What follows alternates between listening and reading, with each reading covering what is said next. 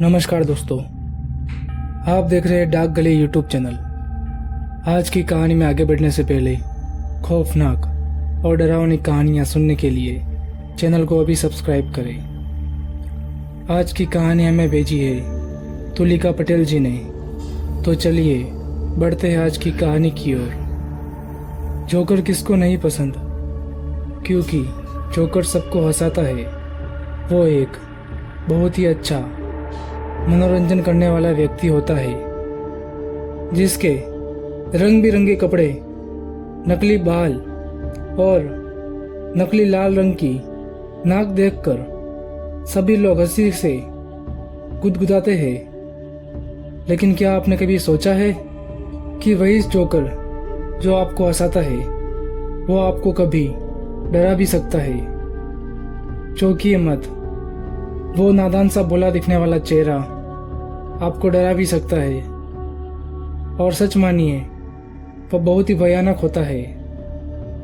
तो इसी के साथ हम अपनी कहानी की शुरुआत करते हैं। ये कहानी हरिओम जी की है। वो मध्य प्रदेश के भोपाल में SBI बैंक के मैनेजर थे। एक बार हरिओम को 2 दिन की सरकारी छुट्टी मिली थी। वैसे तो हरिओम अपने काम में बहुत व्यस्त रहता था और अपने घर वालों से ज़्यादा मेल जोल नहीं कर पाता था। इस बार छुट्टी मिलने पर उन्होंने अपने बच्चों को, जो एक 10 साल का था और दूसरा 14 साल का था, कहीं बाहर जाने का प्लान बनाया। तो वो संडे के दिन अपने बच्चों को गाड़ी में लेकर निकल गए घूमने। वैसे तो उनका प्लान चिड़ियाघर जाने का था, लेकिन जब वो चिड़ियाघर पहुंचे तो चिड़ियाघर बंद हो चुका था। ये देखकर बच्चों का मन उदास हो गया।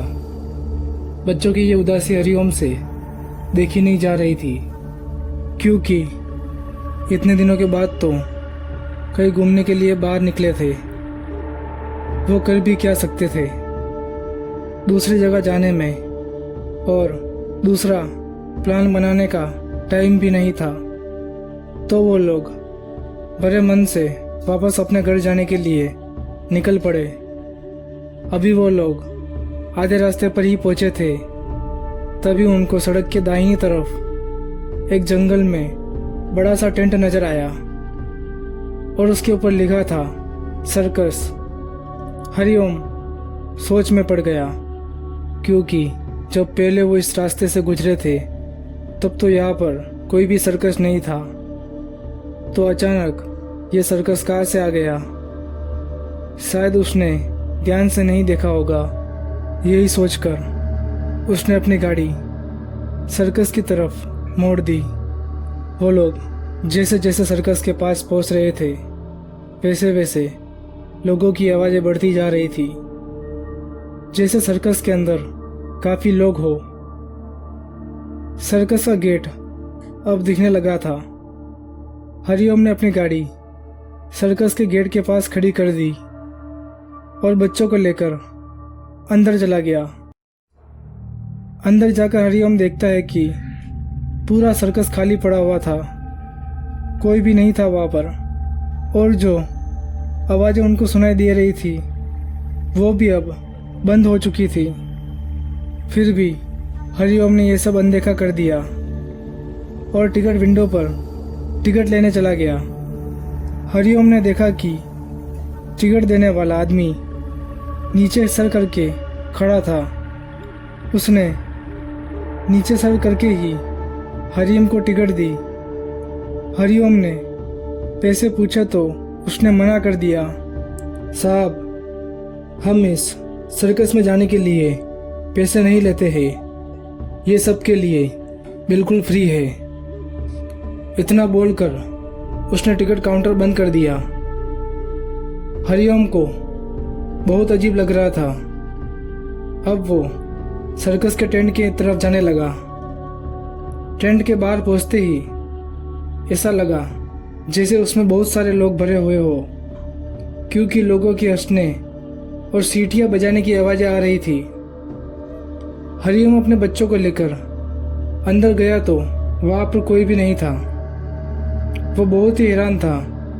वो अभी खड़ा होकर सोच ही रहा था, तभी उसके बच्चे भागकर सीट पकड़कर बैठ जाते हैं। हरिओम भी उसके पास जाकर बैठ गया।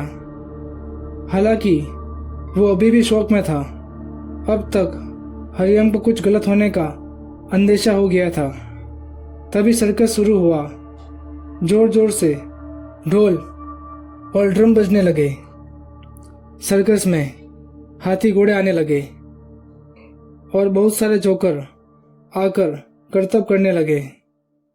तकरीबन आधे घंटे बाद वो लोग वापस अंदर चले गए। अब एक दूसरे जोकर की बारी आई।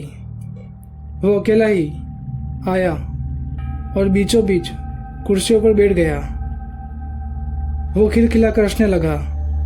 ऐसा लग रहा था कि वो कोई चुटकुला सुनाने वाला हो। अभी तक सब सही चल रहा था।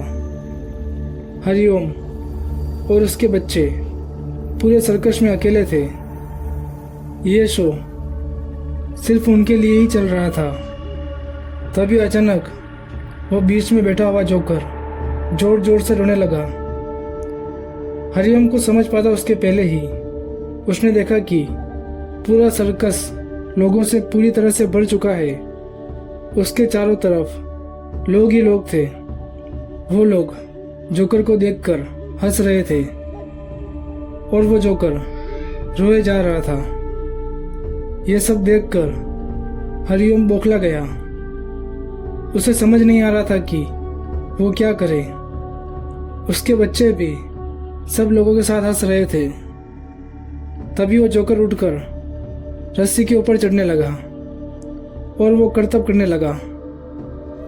वो रस्सी से झूलते हुए एकदम से नीचे कूद गया। नीचे गिरते ही चारों तरफ खून ही खून हो गया और लोग अभी भी हंसे जा रहे थे। हरिओम भागकर जोकर की मदद करने गया और हरिओम उसे उठाता है। उठाते वक्त हरिओम ने देखा कि जोकर के चेहरे पर अब कुछ भी नहीं था। ना उसकी आंखें, ना नाक और ना ही मुंह। उस जोकर ने हरिओम का हाथ पकड़ लिया। हरिओम ने हाथ छुड़ाने की बहुत कोशिश की, लेकिन कोई फायदा नहीं हुआ। उसने पास खड़े लोगों से मदद मांगी, लेकिन वो लोग उसकी आवाज़ सुन भी नहीं रहे थे। अब उन लोगों ने हंसना बंद कर दिया था और चुपचाप बैठ गए थे। हरिओम ने अपने बच्चों की तरफ देखा तो वो भी दूसरों की तरह तमाशा देख रहे थे। हरिओम अब डर के मारे रोने लगा। अब वो जोकर अपने आप खड़ा हो गया और उसे खींचकर कहीं ले जाने लगा। वो अपना हाथ छुड़ाने की लगातार नाकाम कोशिशें करे जा रहा था। हरिओम ने सामने एक बहुत बड़ी आग जलती हुई देखी। हरिओम समझ गया कि जोकर जरूर आग की तरफ ही जा रहा है। हरिओम हार मान चुका था और अब वो बेहोश होने ही वाला था। तभी आग के पास पहुंचकर जोकर ने हरिओम का हाथ छोड़ दिया और खुद आग में कूद गया और जोर जोर से चीखने लगा। हरिओम ने हिम्मत की और उठ गया और अपने बच्चों के पास जाकर उनको लेकर सर्कस से बाहर भाग गया। वो लोग जैसे तैसे अपनी गाड़ी के पास पहुंचे और गाड़ी में बैठकर वहां से निकल गए। हरिओम ने तब जाकर राहत की सांस ली। तभी थोड़ा आगे जाने के बाद सड़क के किनारे वही जोकर अपना हाथ हिला रहा था। उसके चेहरे पर एक बहुत बड़ी हंसी थी और उसके हाथ में एक बोर्ड था जिसमें लिखा था, फिर से जरूर आना। तो दोस्तों, आज की कहानी में बस इतना ही। अगर ये कहानी आपको अच्छी लगी हो तो वीडियो को लाइक करें और चैनल को अभी सब्सक्राइब करें।